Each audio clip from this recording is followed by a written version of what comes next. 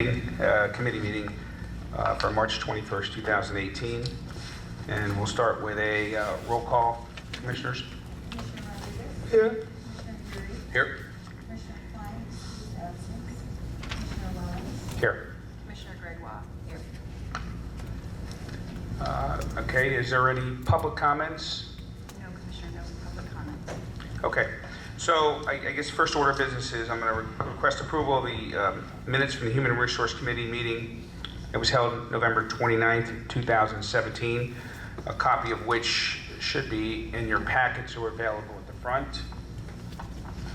If I'll look for a motion to accept if everybody has had a chance to review them. So moved. Second. All those in favor? Aye. Aye. Okay, the minutes are accepted. The agenda's items today is really just three. We've already covered the first one. Agenda item number 2, I think, is a very exciting opportunity for Broward Health, one in which Peter and Tori Drakeford have spent a lot of time and have worked with them a little bit in preparing. And I think this is something that's going to really help us from a recruitment and a longevity in keeping our registered nurses. So we're proposing a change to the way that we compensate our RNs, which is one of the biggest challenges we have at Broward Health. Not only us, but this is a challenge throughout the country, but particularly us because we're in a competitive environment. We've got a number of facilities that are within a short drive of our facilities, and this is a difficult process for us. It takes a lot of time, costs us a lot of money. So in working with Peter and Tori, they put together a presentation, and we've had a couple of meetings about it and talked about, and I think they have a presentation that I'm gonna ask Peter to walk you through, and maybe, I don't know if he's gonna need any input from Tori, but we'll walk you through it. And I think, let me give you the quick bullet points. We lose approximately 30% of all of our RNs each year, and it's out of a pool of about 1,740 employees system-wide. 52% of the RNs who leave have indicated they're leaving for salary reasons. Excuse me. So there's opportunities where they can make more money outside of Broward Health. Now we've already recruited them and trained them, and then they're ready to step up, and we lose them for salary reasons. Approximately 950 of our 1,740 nursing employees will receive a salary adjustment if this policy were to go into place. It's about 54%. The raises will average approximately 5%. The cost for the market adjustment is $2.4 million. I've been assured by our CFO that we can afford this. I've also been assured that this is definitely needed. But what we anticipate is retaining 80 plus FTEs, which saves us approximately $4.3 million in recruiting and orienting expenses. Because remember, we got to spend money to recruit them. We've got to then pay them while they're training, get them up to speed. As soon as they get up to speed and are competent, then they leave for higher salaries. So it's going to cost us $2.4 million, but we anticipate saving about $4.3 million. The goals for this adjustment is A, improve market competitiveness, further reduce the number of open vacancies, accelerate the pay for newly graduated RNs, reduce our number of declinations received from RN salary offers.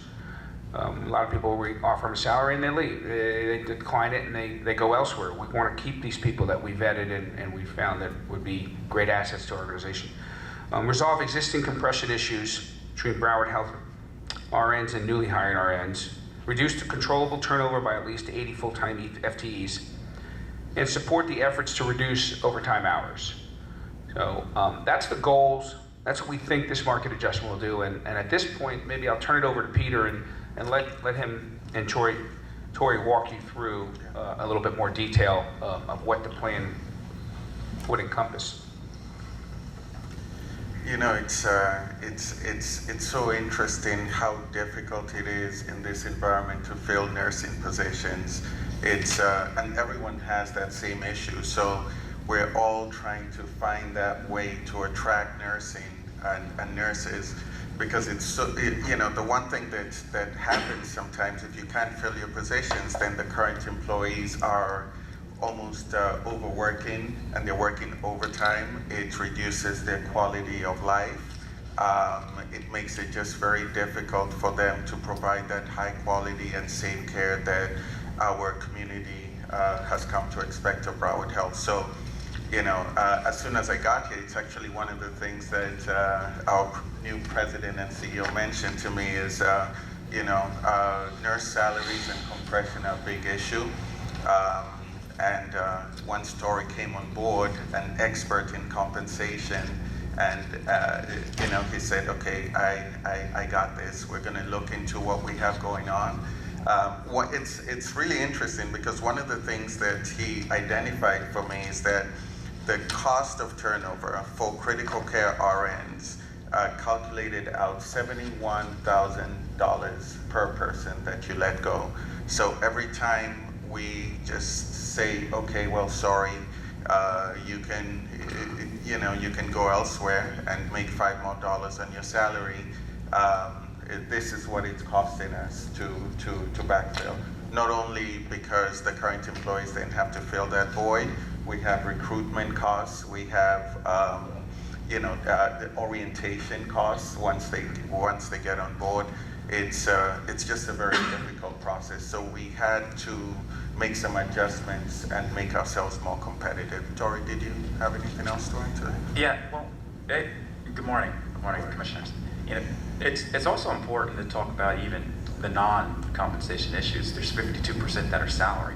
And so just to let you know about our strategic plan, we're already looking at even some of the environmental, some of the work condition issues that we've got in other areas. So we don't only want to solve the salary issues, but the salary issues are first. We must take care of the salary issues. And we can simultaneously put our plan together and start implementing some of the other non-salary issues, of course. So that should really give us a really strong strategic plan to retain these nurses.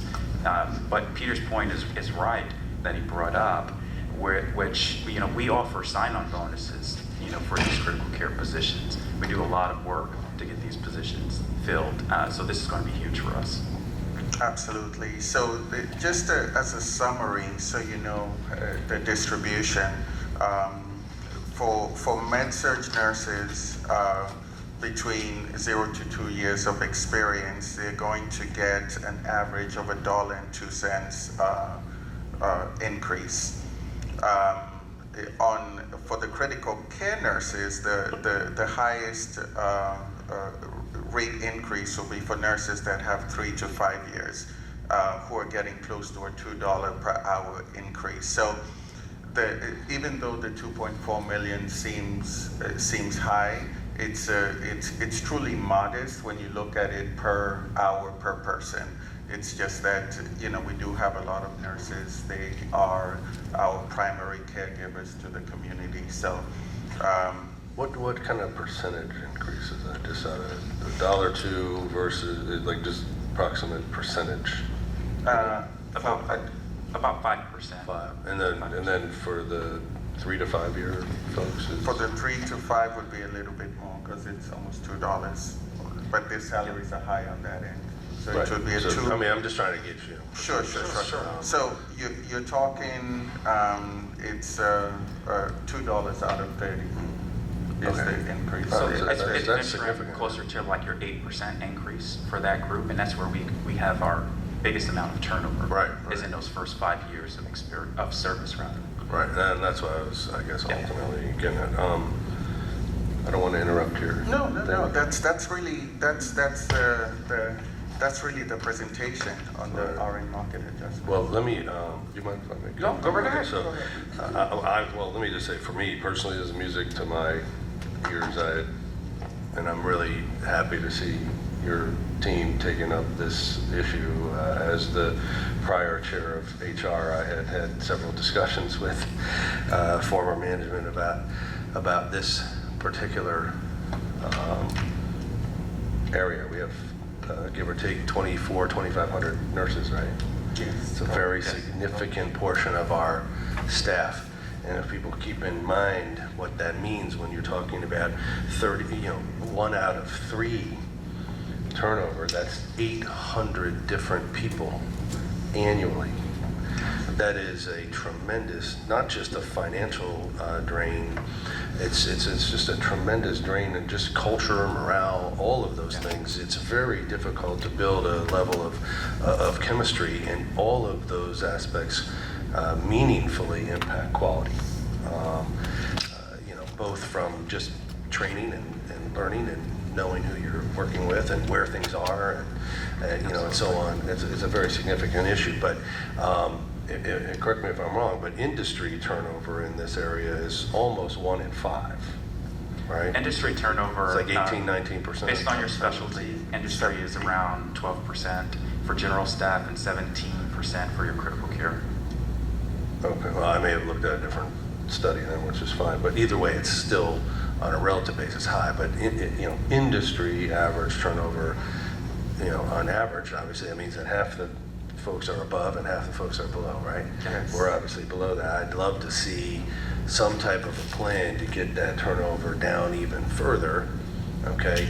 But more importantly, as assuming this moves forward, I share, it certainly would be my opinion in terms of what to do, but I think it would be helpful as you advance this issue to identify what the levers are. What is really the key elements that are driving the change, assuming that turnover actually does go down, and revisiting what it is that we're doing in terms of your what levers and buttons you're pushing, right?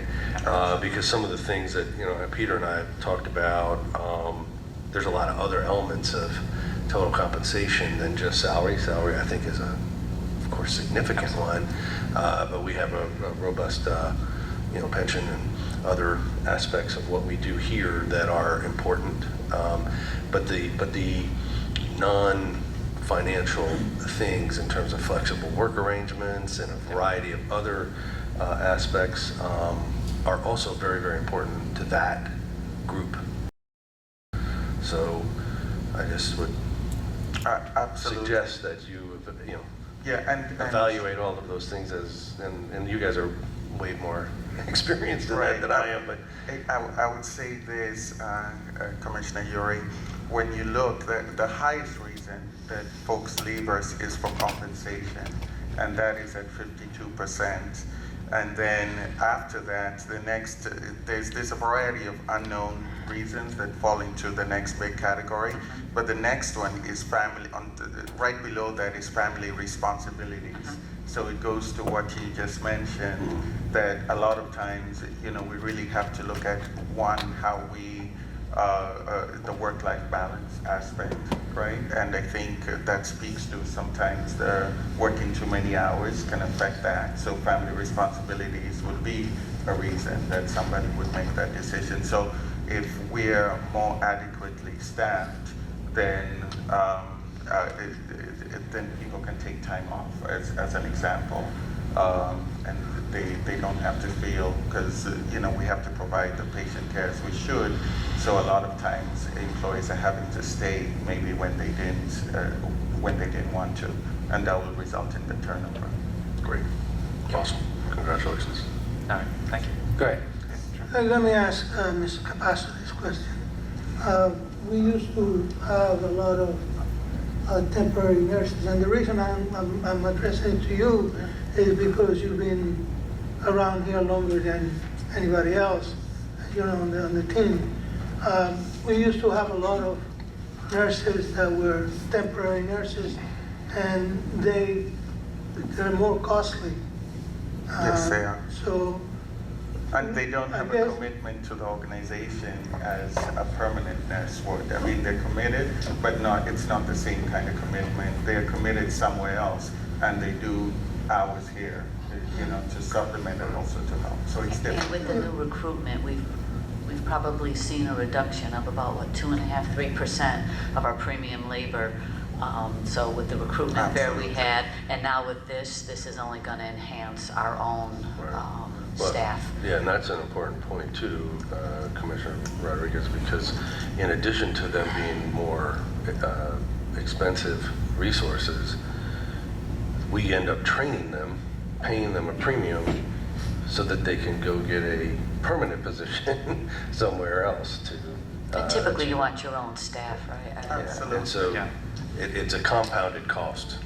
You know, I've always been, the nurses really are, pretty much very large part of the heartbeat of the hospital. And I see no reason why our nurses should be paid less than any other hospital this size. Because you can retain people if we're losing that many. So thank you, Commissioner. What I'm going to say is, as an RN and as a bedside RN, I appreciate that, and I truly believe that nurses are the heart and soul of an organization and a hospital. So thank you for the support, because for all the nurses, I'll speak. So I mean,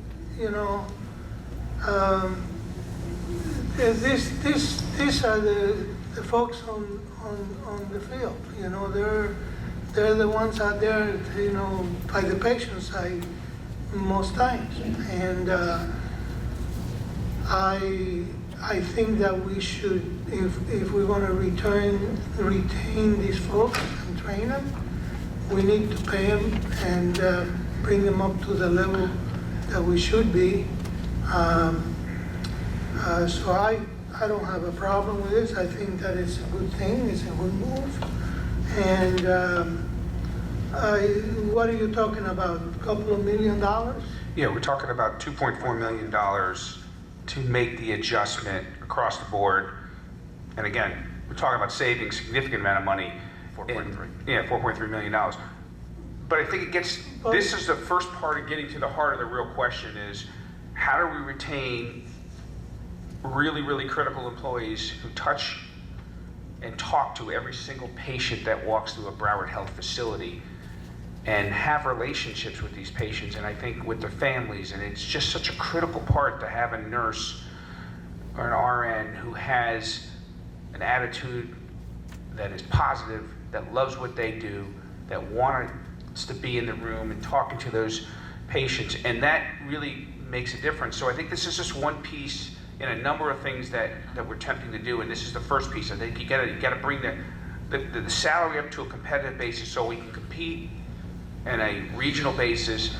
But I think they're doing a number of things that are more about work-life balance, working conditions, providing the other things that we do, some of which are non-compensation items but are really important. So maybe in the next meeting we could set up an agenda. We give you an opportunity to talk about some of the other things you're doing in the hospital, some of the things you're trying to implement to get to what Absolutely. the chairman and Commissioner Uri's comments about the work-life balance, the working conditions, just the attitude of getting everybody positive and moving in the right direction. So we're doing some other things. This is just one piece of it, but this is a piece that when it affects 52% or 54% of everybody that walks out the door, I think this is something we can get to and deal with, and the other things we're dealing with on a case-by-case basis, but I think we're making progress. So we thank you for the hard work and all that you've done, and I'm sure that this is really going to help us. So. You need to incentivize the workforce and show them that look, every time we have a tragedy, they shine in their effort to heal those patients and they make this community proud. So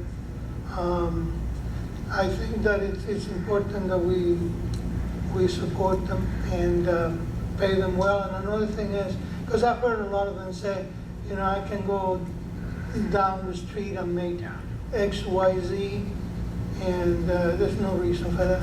Yeah. So I guess I'd entertain a motion to place the proposed nurse salary adjustments on the consent agenda for the March 2018 board meeting. If there's no other questions, or So Okay. If that's what. we're going to make a motion to. I made a motion. No. Okay, okay. I have no objection. I didn't know that that was the role of this committee, but I'm fully supportive of that. Okay. Yeah, well, it is. It is. I think we have to recommend it to the board for the consent agenda. Fair enough? So, and you know. Seconded by Commissioner Uri? Yes. All those in favor? Aye. Aye. So moved. Thank you, guys. You did a Thank great you. job. All right. I don't think you should go anywhere too far. The next item on the agenda is something that we've talked about for a number of years, but we've gotten away from, and something we're considering a gain share for fiscal year 2018-2019, and I believe that this is a management performance compensation plan, incentive plan for approximately, is it 300 employees that would fall under gain share? Absolutely. Okay. Yes. So it's for years 17 and 18. And then we'll be proposing a plan going forward that will have additional things. So our management team across the board, across the system, have not received a gain share since the 2014 or 2015 year. Is that correct? Yes. Yep, the fiscal years.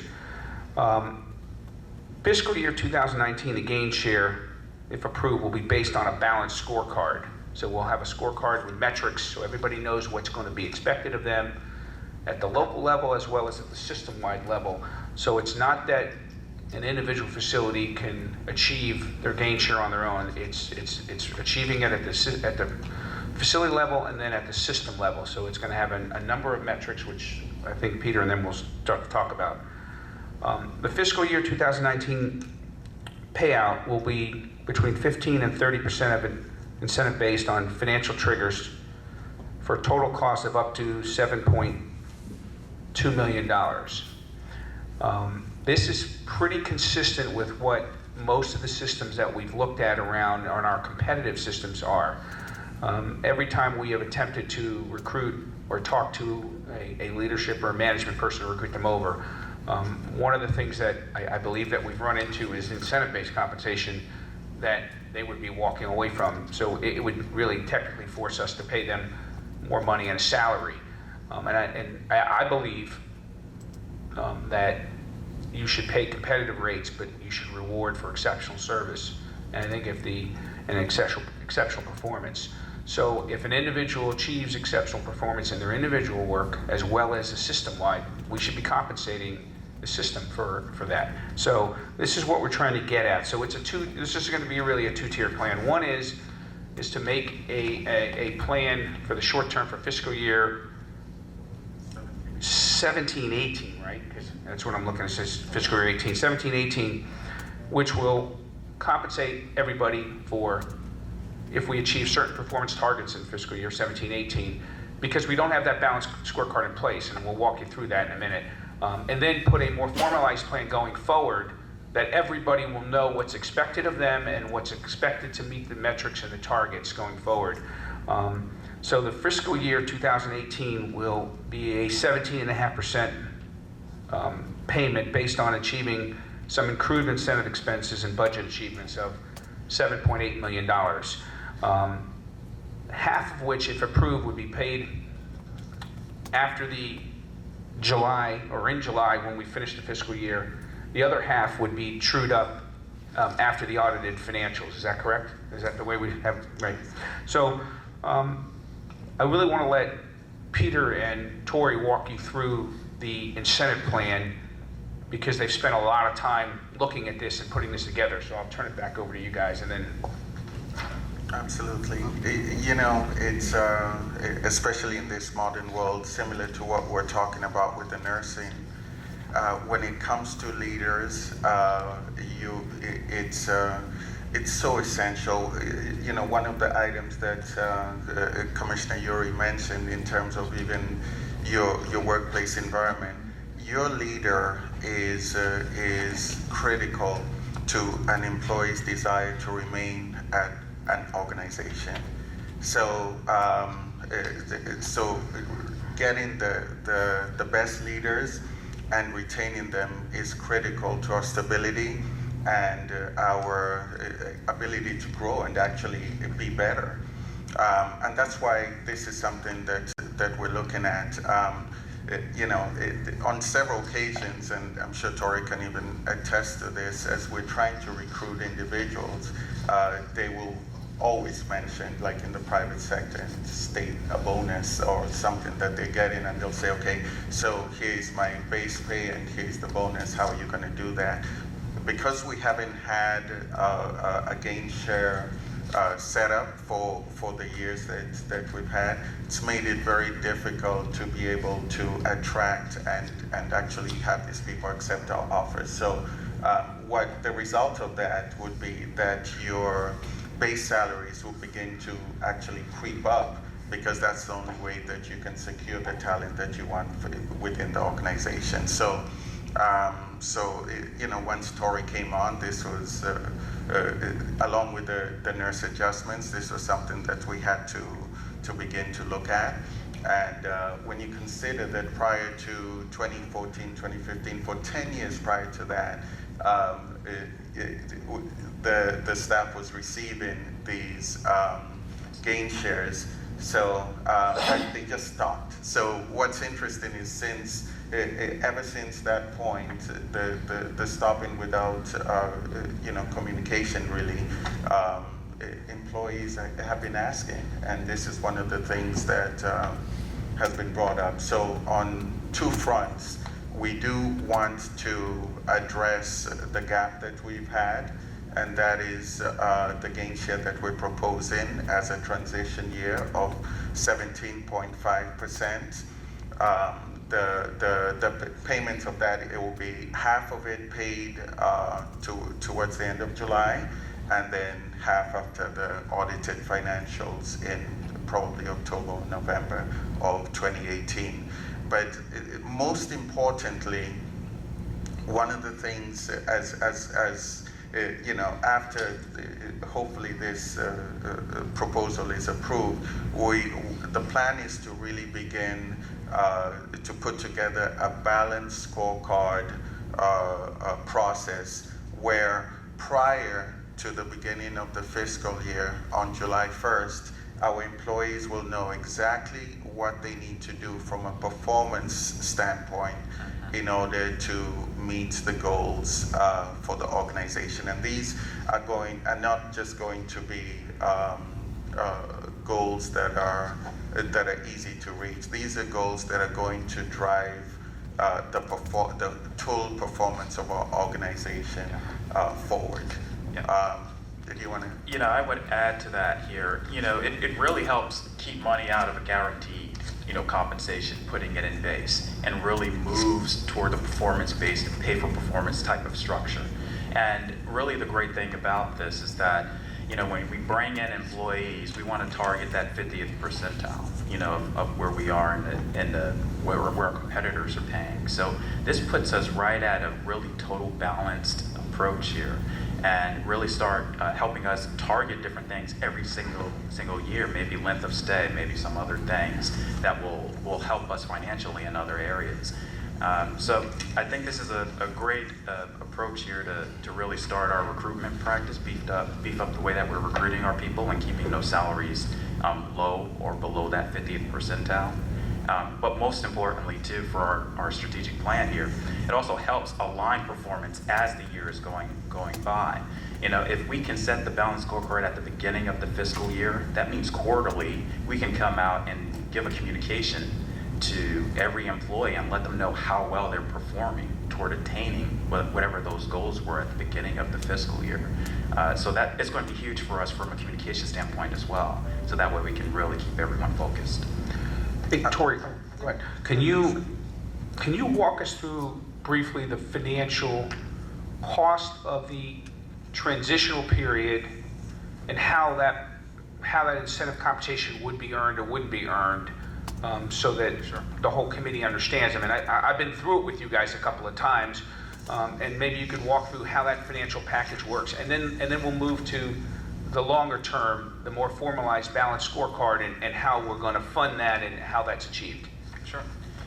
So for this year, because we don't, in lieu of not having a balanced scorecard, it would be an across-the-board increase for every employee based on our financial performance and based on the accrued amounts, the accrued expenses as well in our salaries. And so that's going to be a self-funded incentive payment for this year because the balanced scorecard is in place. But it's going to be self-funded because Alan has got to, he's got a number that he's got to accrue, and he's got to be able to show that we've achieved that result as the system in order for the system to achieve that payment, correct? Yes.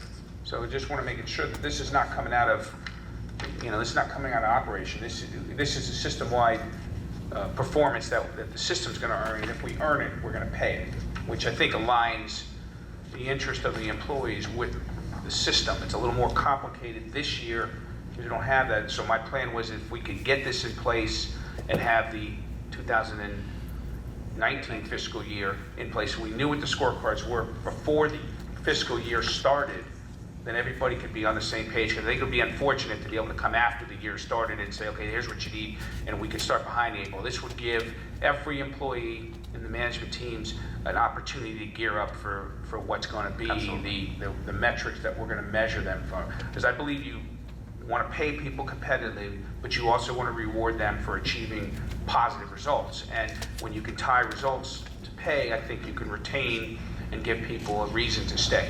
Absolutely. That's the plan.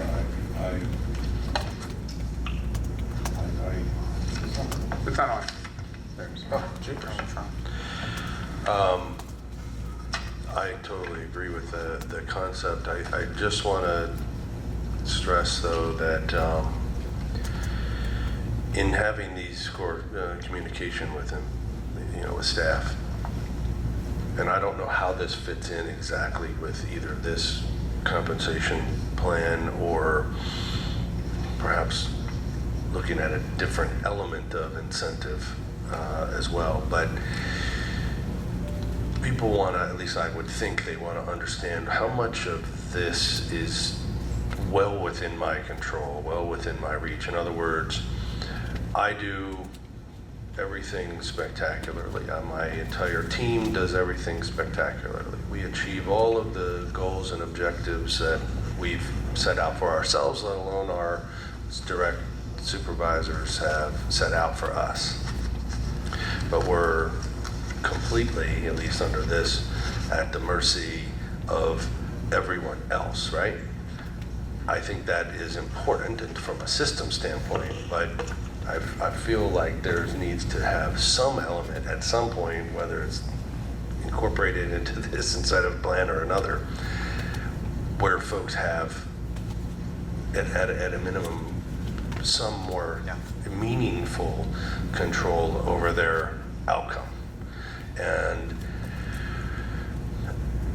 I'm not exactly sure how you accomplish that, but I know we've addressed this in the past. It was something that I had numerous conversations with fire management, but it's disheartening to folks when I think, I could be wrong, but I think, because I've been one of those folks, when you don't feel like you have enough control over some element of that incentive. Does that make sense? That's probably a good segue into the balanced scorecard approach. That's exactly why the balanced scorecard approach works, because you usually have enough metrics in there that there's going to be something in there as a director or a leader that you're going to be able to impact for the organization. No, what I mean though is in order to fund it, the organization has to hit certain targets. Correct. So in other words, you could be a rock star on your balanced scorecard. Yes. But if the plan isn't funded because of, and I want to be clear, there's a whole host of reasons why that could happen, and it's not because the organization doesn't perform. Sure. I mean, we are every year groveling up in Tallahassee for, our fair share of money. It's insane to me the way that operates, but it is what it is. There's a lot of other regulatory, there's a lot of other outside impacts. So again, I'm just pointing out whether or not there's the opportunity to assess more of a meaningful, direct, Right. personal impact on your incentive. I think that, we've got to be clear that this plan is targeted for the 300 or so leadership team Yes. who are responsible for the day-to-day management and operation of the system and not the employees.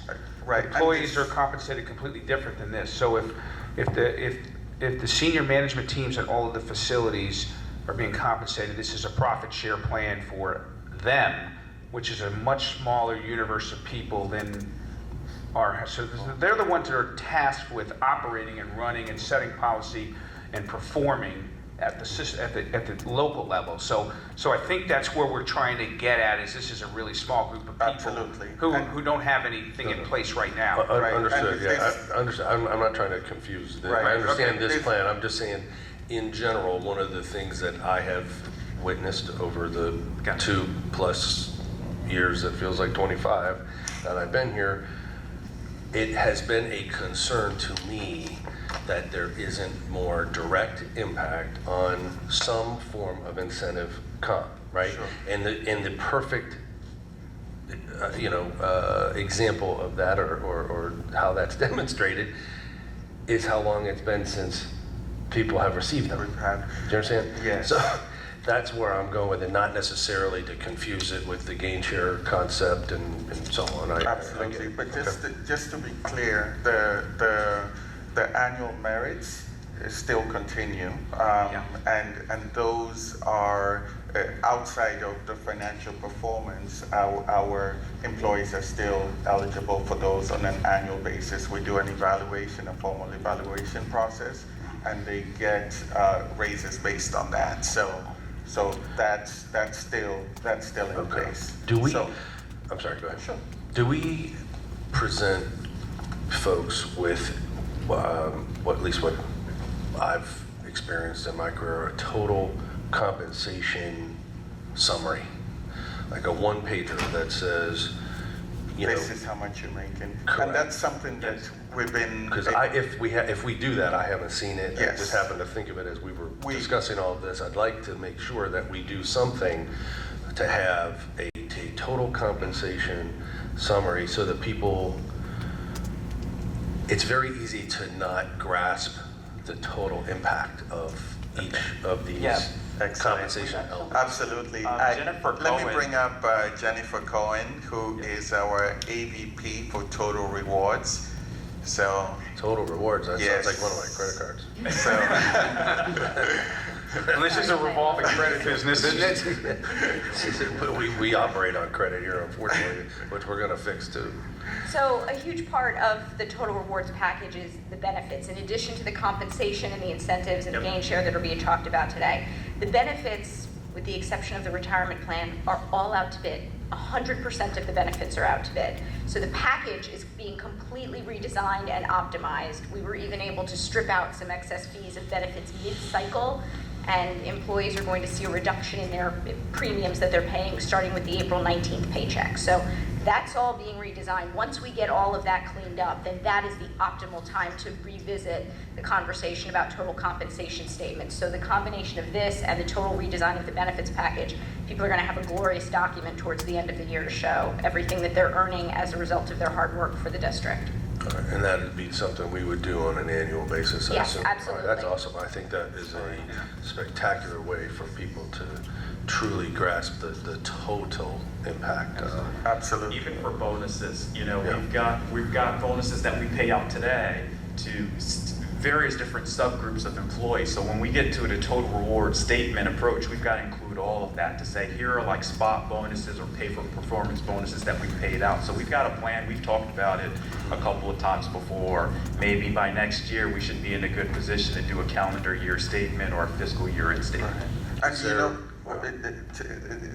In terms of that summary, one of the things that I've seen and that we plan on implementing is that when we're making salary offers to individuals, we show them what their total compensation would be as well in that same way. Yeah, like a pro forma. Or something. Absolutely. It's been great for actually bringing in a couple of extra employees when we designed this total reward statement out, even to show the impact of benefits, your time off, and all of that.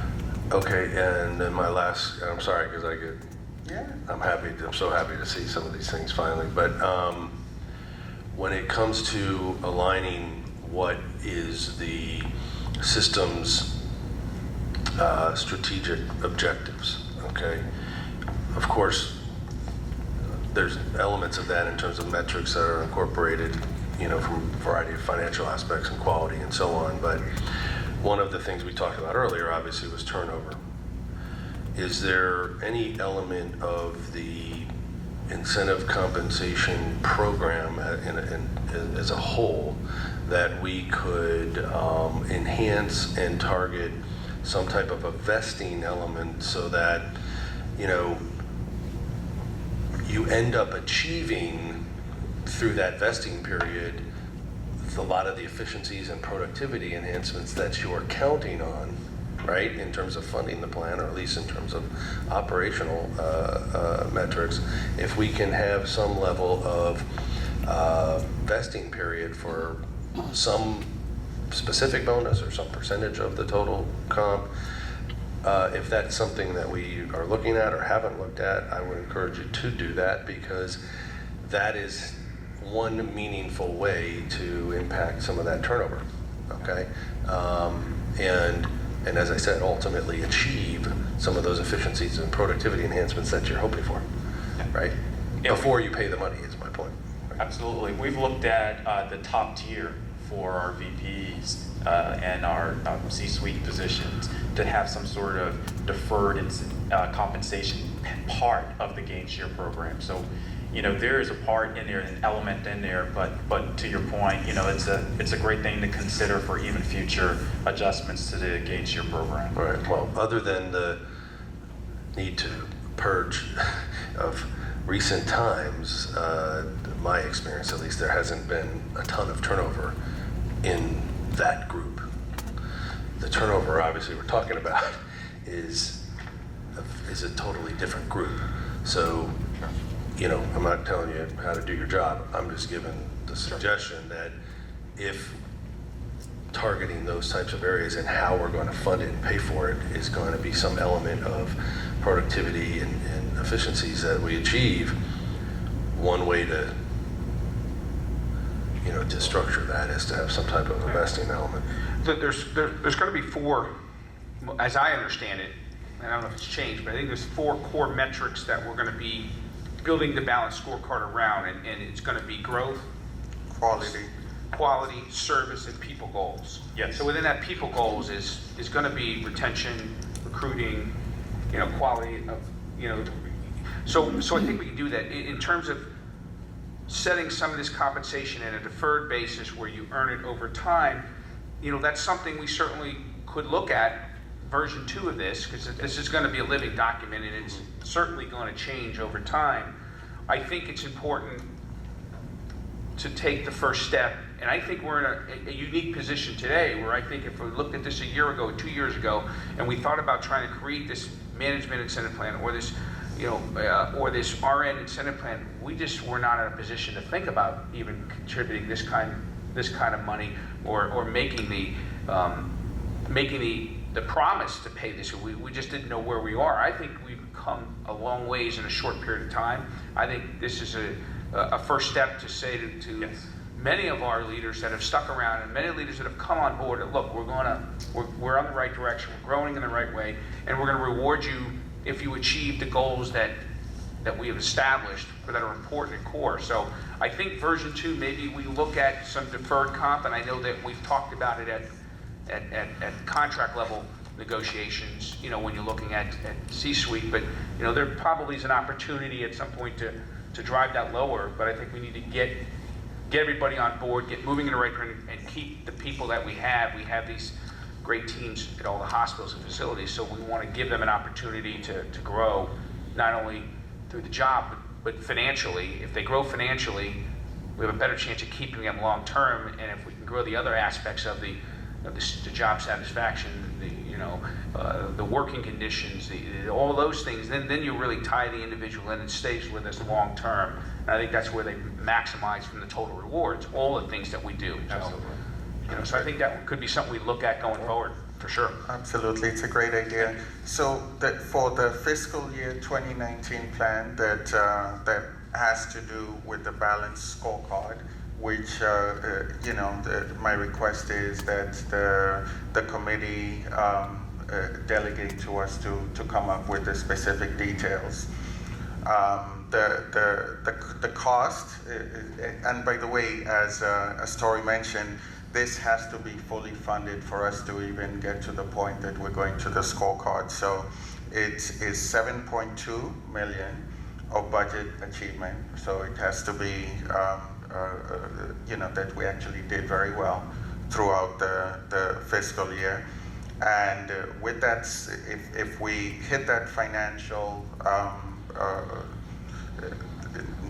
floor, then the division of that 7.2 would be for the tier 1, who are your AVP, VPs, and C-suite folks. There's approximately 25 of those. The incentive awarded for the first year would be up to 20%. And if they, based on their performance, they can actually add an additional 10%, which goes to your point, Commissioner Yuri, that will be deferred for the second year. So, which bringing the full total incentive for that group to 30%. For the tier 2 employees, which includes a lot of your directors and managers and just the second tier leadership folks, there's 280 of those folks currently. And the maximum incentive that will be awarded will be at 15%, and that will be, based on the balance scorecard. So that was for the 7.2 million. If we do not make 7.2, but we make 4.8 million, then everything is significantly less. Obviously, we have less money to gain share for the groups. So with that, if that were the case, then for 25 of the tier 1, it will be a 15% annual gain share, and for tier 2 it will be 10% maximum annual gain share. So that's essentially the details of this. An employee has to have worked at least 1,040 hours within the qualifying plan year, and we just ask that the board delegate to our team the ability to create these balanced scorecards based on those 4 areas: growth, quality, service, and people. Any other questions? So we'll entertain a motion to place the management incentive plan gain share for fiscal year 2018 on the consent agenda at the March 2018 board meeting for final approval. We need a motion to delegate the authority to senior management to create the balanced scorecard. They've been working on and getting concepts. We want to delegate them the authority. And we need the motion to place the newly designed fiscal year 2019 management incentive plan gain share based on a balanced scorecard on the consent agenda at the March 2018 board meeting for final approval. So there's 3 motions we would need. So moved. I share that vantage point. I can't vote on this until I get more information. I'm the eternal fiscal conservative here. Well, we're not voting on it here. We can vote. The board, it would have to go to the board regardless. Yeah, but I kind of like to see numbers. Is this going to include direct reports? Is this going to include directors that were hired 3 months ago? I don't know. No. So it's going to direct it is going to. Because the reason I say it is we have a system in place to review our direct reports. and it's been there since I remember. It hasn't been used, I have no idea why. But I just want to make it, I need to get more information. Sure. So it is going to include our direct reports on the caveat that they have to have worked 1,040 hours within the qualifying plan year for that to be the case. So they would have had to have worked 1,000 hours in the current year. And it will, it'll include, and it's got to be funded. So it's got to be funded from a balanced surplus. So it's not that if we don't achieve the financial result, we haven't achieved the surplus, then it isn't funded and it doesn't pay. So it will be 25 of the C-suite, which will include our direct reports on the gain share. Now, this has nothing to do with their contractual obligation that we have with them in their contracts, the ones that are direct reports. The remaining 280 is the management teams across the hospitals, the directors, the department heads. And again, all of these payments, if approved, the requirement is that it has to be fully funded. So it's not coming out of current operations. If we don't have the surplus, it doesn't get paid. So it's a profit share, much as you would do in the private sector, where, for instance, at my company, we have 401k, we've got a matching, we've got a number of different incentive comps that we can earn individually, but system-wide, company-wide, if we achieve financial targets at the end, everybody benefits, okay? In different ways. Management gets a significant part of their compensation through financial targets.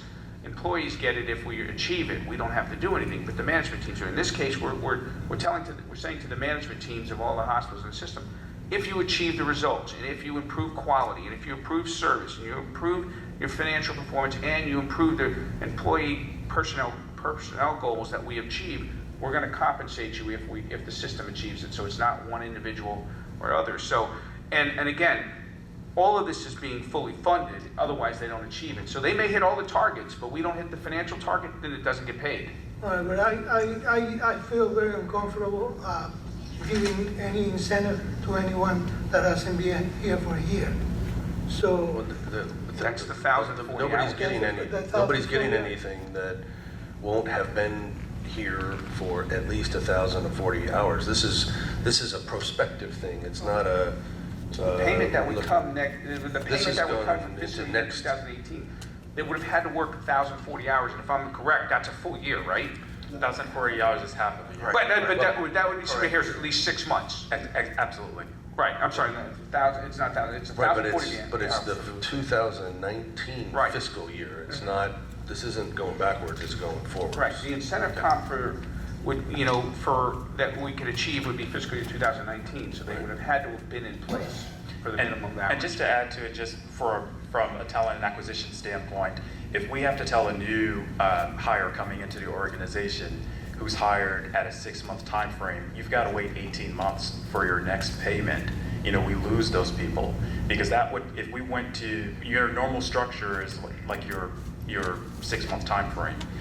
Because they would have to wait the 6 months for the first payment that they'd be ineligible for, and then the next 12 months for the next payment. So that would make an 18-month time frame. So when we get into our conversations with our leaders we're trying to bring in, that's a real pain point for people coming in saying, hey, I'm going to lose an incentive I'm already earning with my current employer, and I've got to wait 18 months with you as an organization to get my next payment or be eligible for a payment. Those are tough conversations to go through. Is there a period of time that they would have to be here to achieve the full payment? Is it 6 months in a day? Is it? Well, it's 1,040 is always going to work out. So to be as long as they 6 work months. 1,040 hours, they would get them. So that would Exactly. That is correct. technically could be 6 months in a day if they achieved 1,040 hours. And Commissioner Rodriguez, just to sort of enhance the conversation, this structure is really an industry standard structure that's built to drive the performance of an organization. So rather than everyone just getting paid like they would normally just get paid on a base salary basis, we're saying, hey, if you do these things more, and if our performance exceeds certain numbers, then you're going to get some of that. And that's what that's proven to actually drive organizations' performance to high levels. So that's the reason we came up with this. you spent a lot of time studying the industry and figuring out how to make Broward Health the best organization in the world, if you ask me. And in order to do that, we have to modernize on some of our total compensation practices, and that this is one of those things. And this actually might technically reduce the salary cost of future employees that we hire, Absolutely. because we don't have to guarantee them the salary up front to get them to walk away from. I mean, if we compared this to Memorial and Jackson and Absolutely. a number of other, and this is very consistent to what other systems are doing. So we don't have this. So if we go to hire a manager or a C-suite person, we're going to have to pay them X plus just to get them to come over, because we don't have that incentive comp that they're walking away from. So that 15, 20, 30% bucket that's on the end, we're having to pay a significant portion of that in their contract for salary. So this, With no performance. with no performance guarantee, performance. other than their annual review or whatever targets are in their contract. So this is really aligning the interest of North Broward Hospital District and its shareholders, which is the citizens of Broward County, with the performance of the management team as a whole. So they've got to perform and be accountable to the taxpayers to get this payment. But if we achieve it, then everybody wins. That means the system's doing better, we're achieving better results, we're getting better quality, we're retaining our employees, and it's not coming out of operations, it's coming from surplus. That means our financial performance is better. So this is all tied to trying to better aligning what we're asking them to do and paying them if they do it. Is Memorial has a system like this? Yes. Yes, and Tenet does as well. They do? Jackson. And Jackson as well has a gain share program. Each of those. Because I know that institutions. we used to have a bonus program here. I don't know what happened. It's different. From this group of people was the group of people defined for the last 10 years prior to. That's correct. That's correct. That is correct. It's the same So, one. So we correct. didn't add or subtract anybody, we just said whatever was in the position that we're entitled to a bonus from 10 years ago, for the last 10 years prior to us not paying the bonus, those are the same people that are entitled to this. Yes. Do you have any of the comparisons you had from the other systems that you looked at? Well, one thing that's important here, this committee doesn't approve anything. This committee recommends. Only recommends it to the board. I share your viewpoint. I'd like to see because I don't have the benefit of being able to look at, just some of the financial aspects and things that you were pointing out. I think it would be helpful for everybody to have that and have some discussion about it, at the board meeting, especially for Commissioner Klein, who is unfortunately not here today. So, from my opinion, I would move that we recommend this to the board for consideration, and I would say rather than have it on the consent agenda, I would say it should be on the discussion agenda. And, I'm not saying I'm totally against it, I just want to have the opportunity. Sure. The opportunity to review this whole thing as a whole, and, but right now, I'm gonna vote no. But I want to have the opportunity to review these things, and, we'll see what happens. I'm sorry, Commissioner, you're voting no not to put it on the agenda? No, I didn't say that. Well, the motion is to Yeah, put all it the on motion is the that agenda, not this that go we to agree the with it. board on the discussion agenda. No, Between now and then, they would have a responsibility to give Yeah, us the information. I'm to- saying that, didn't you have a vote on the floor here? The motion is just to recommend to the board for consideration. So of you want to this withdraw proposal. the original motion and make a Put it on- motion to bring. Bring it on the discussion. The other thing I can do is, we can also ask that you prepare a blank spreadsheet. document. Yeah, a document that would lay out the financials, so for each of the commissioners to review, have that ready for the board meeting, and certainly I know you two are always available if anybody wants to call you or meet with you individually and kind of walk through the financials to get them up to speed of what we're talking about, where they can see a little bit more detail. Sure. Because it's a little bit of a complicated plan. I mean, there's rules. So maybe I'll entertain a motion to move this item to the board for board consideration at the March board meeting, at which time the board will have an opportunity to review more detail and make a decision at that point. Yeah, that's my motion, is to Okay.